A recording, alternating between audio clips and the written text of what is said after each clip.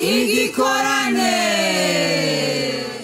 ishengero rya Pantecote Mission ya Bujumbura ryifatikanije n'ishirahamwe Revive Now Ministries ryo muri Leta Zunze Ubumwe za Amerika ryarabateguriye igikorane kinini c'ubutumwa bwiza muri uyu mwaka wa 2025 aho ku magerekezo y'umunani gushika ku magerekezo ya 13 mu Kakaro.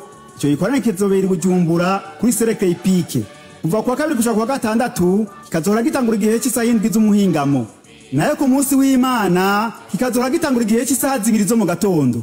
Ico gikorane kikazobandaniriza kuri Stade Royal y'Umuramvya ku magenekerezo ya 15 gushika ku igenekerezo rya 20 mu Kakaro.